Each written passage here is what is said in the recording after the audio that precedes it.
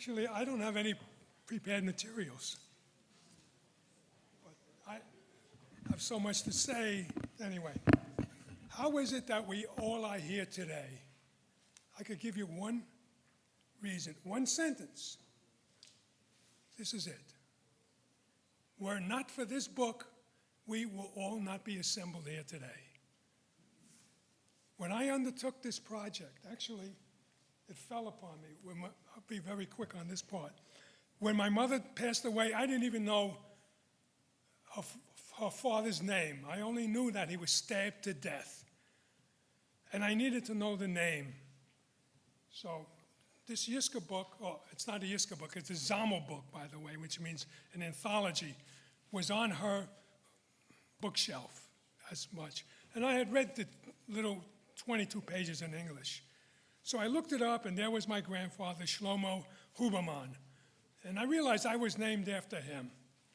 So I started to get interested in the book. I had conversations with my first cousin, Charlotte Bernstein, who happens to be Alan's mother, late Charlotte, and she encouraged me to go forward.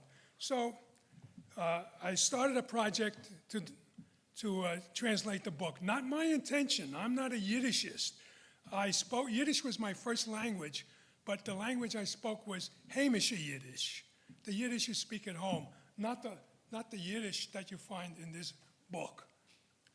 So we got together, we formed a committee, and the committee hired, Alan was there, hired a woman who said she could do the book for the $6,000 we had in our treasury.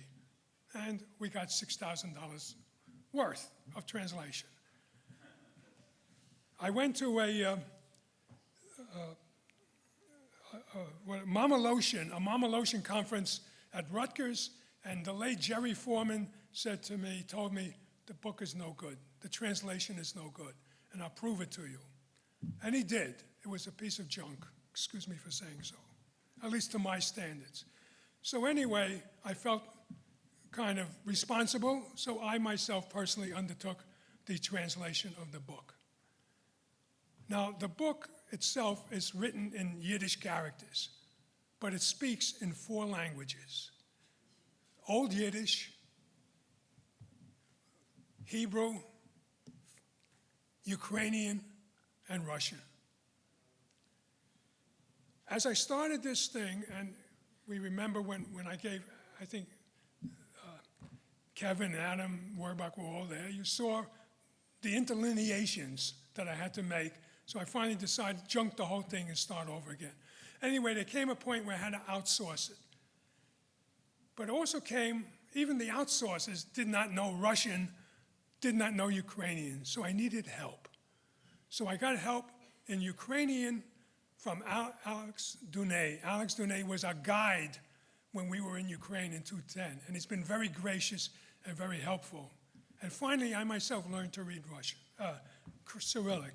For the Russian, I relied on old friends from my old company, the Lummis engineering company, Arkady Bazhinov, Irina Malkhova, and now their daughter, Lizanka Bazhinov. They did the Russian. And in fact, one time they weren't sure about the Russian. They translated 2 whole chapters into Russian, sent to Moscow to be checked, and was checked out. When Father Pietro Gwalka in Ukraine wanted 6 chapters translated into Russian in 1 week, they did it. So please, can you stand up? Let everybody see you are. Come on.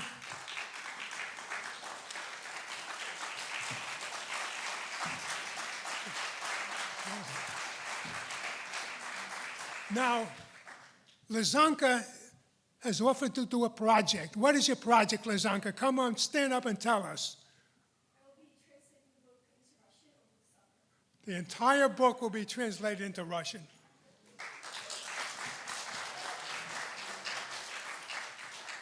Now, sure, there's Hebrew words.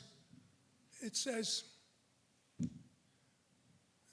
Lord James Arthur Balfour was another King Koresh. That's the translation. What does it mean? I didn't know.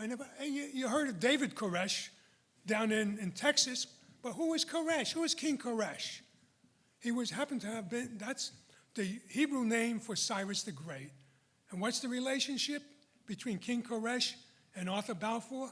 They both let the Jews come back to Jerusalem. Well, there were many sayings in Hebrew, particularly of a religious nature, that just to translate it is not enough. You have to really know the meaning of that. And for that, I was fortunate enough to have an Israeli help me who now lives here in this country. Chen Hapaz. Come on, Chen. Show them who you are. He's not only translated the Hebrew, he's given it meaning. He's quoted the Torah and the Talmud. What does it mean, these phrases that they use, because these were religious people.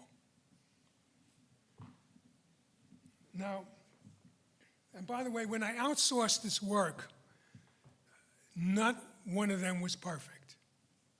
The one I used most was Heschel Hartman, recommended by Mel. Heschel was good because he was cheap, but he had the most mistakes. I even outsourced it to Miriam Shmulevitz Hoffman, is it?